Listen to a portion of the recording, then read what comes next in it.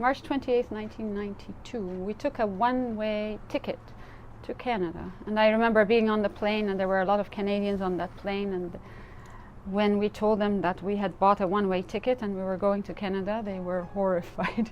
They're like, "Do you know anyone there?" "Well, we know this one friend." And they're like, "And do you have jobs?" "No." And they could not believe we were doing that. They knew that we were in for a tough time, and we were very naive. We had no idea what we were in for.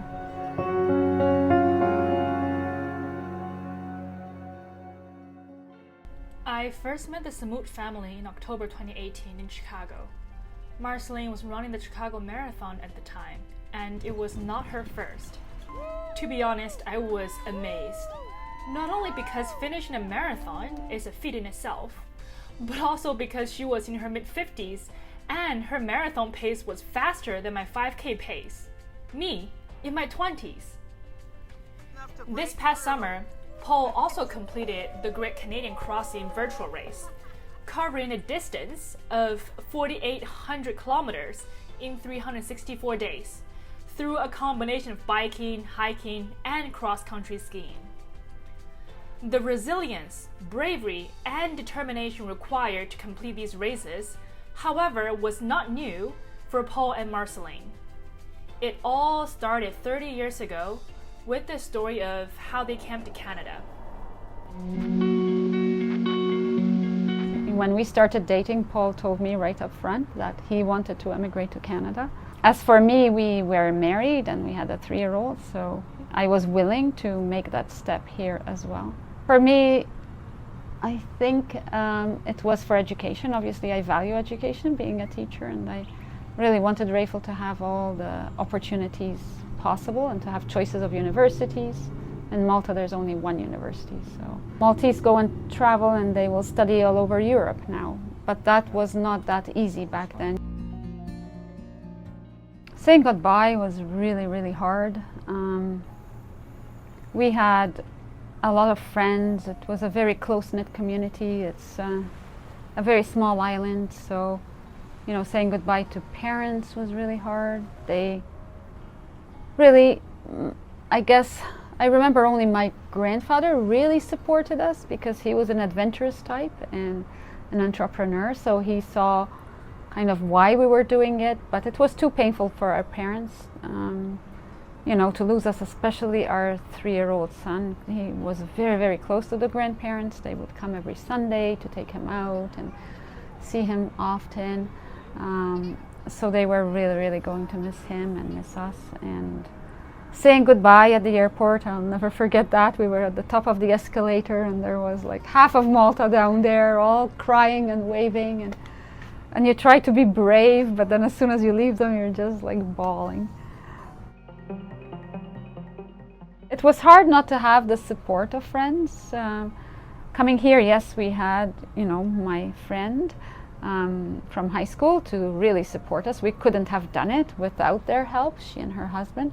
But you really do miss your family and your friends a lot. Christmas was really hard, and it never got better. Like every Christmas was the toughest time of the year. Like you just miss those old traditions when you're with cousins and with your grandparents. And even though, grandparents are not around anymore, you just miss the actual traditions and the cultural celebrations. Finding an apartment was also a challenge because obviously wherever you go they ask for references, and as soon as you tell them that you're a newly landed immigrant, they basically would not rent you the apartment. Even though you had the money? Even if you had the They money. don't care if you have money in the bank. They want to see your pay stub, and we didn't have jobs, so they don't care if you have money in the bank. You have to have a job, so that was a challenge. So anyway, we actually had some distant relatives, and we talked to them, and they actually introduced us to some other immigrants, and they kind of had a bit of a network which we realized we did not have, and they were very helpful because they said, well, go and talk to this superintendent, take him a nice bottle of brandy as a gift, and he will help you find an apartment. And then we started the job hunt, and that was again very challenging because It just so happened that Canada had just went into the NAFTA agreement with the US and Mexico, and a whole bunch of companies basically pulled out of Canada and went to Mexico. There were a surplus of engineers when I started my job hunt. I was competing against engineers who had Canadian experience, and I do not have Canadian experience. So Canadian experience is like a catch-22 situation, because they won't give you a job unless you have Canadian experience, but you can't get Canadian experience if you don't get a job. So, you know, I was applying like literally hundreds of jobs. Out of those hundreds, maybe I got like 4 or 5 interviews. Wow.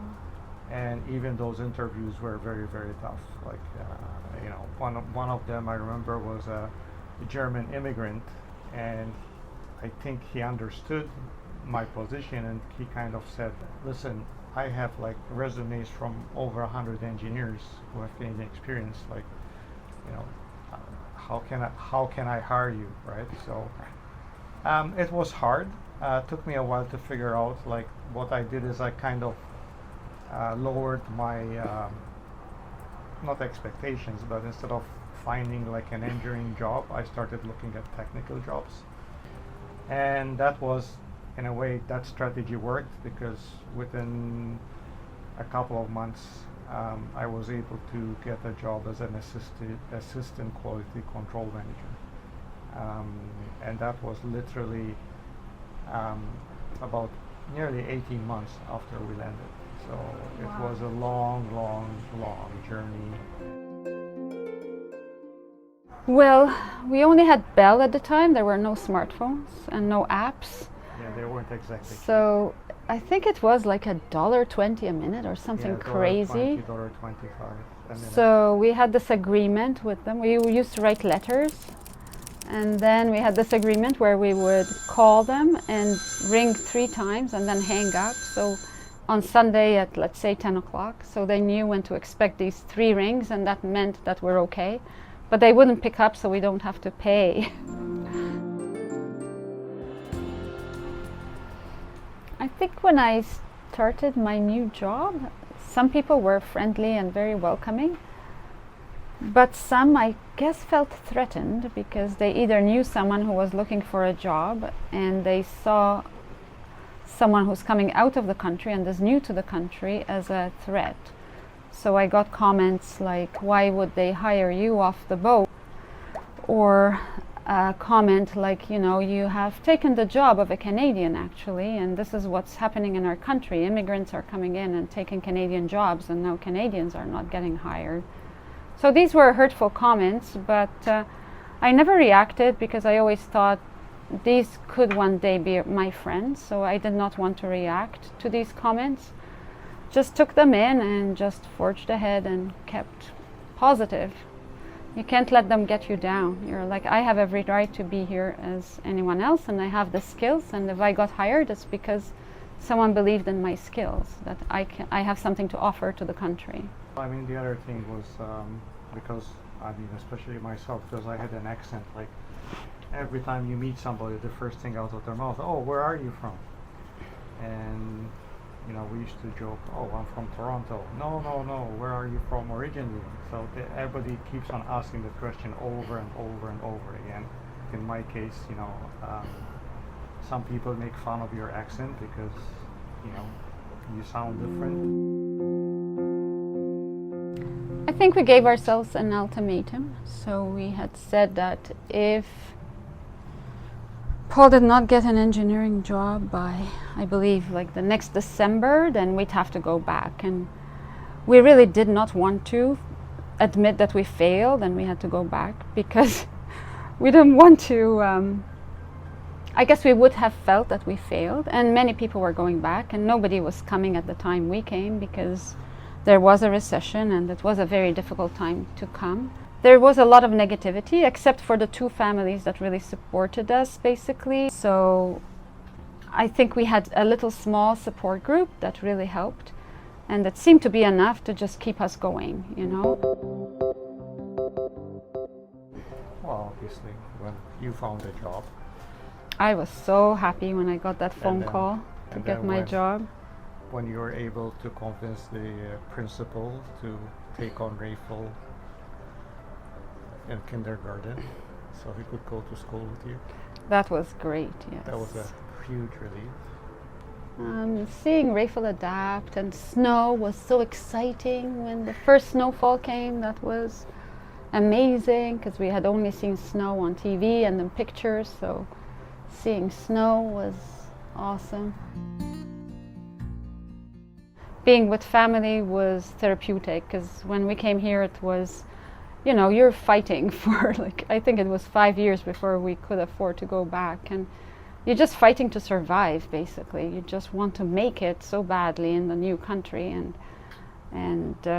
you go back and you're just back with friends and you continue where you left off from. It feels like you've never left. So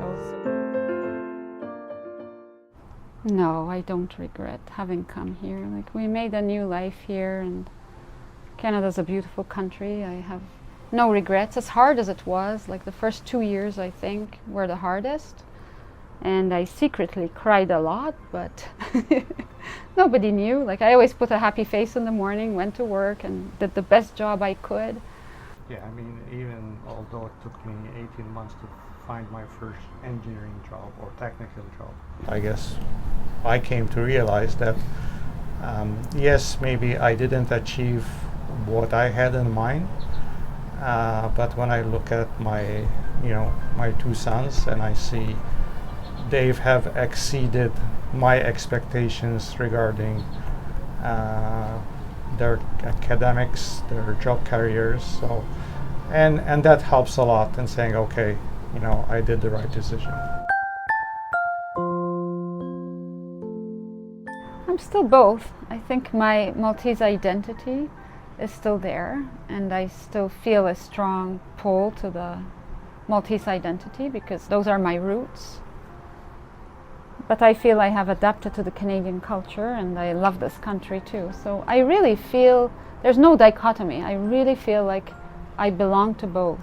So we're not Canadian, we're not Maltese, we're Maltese Canadian.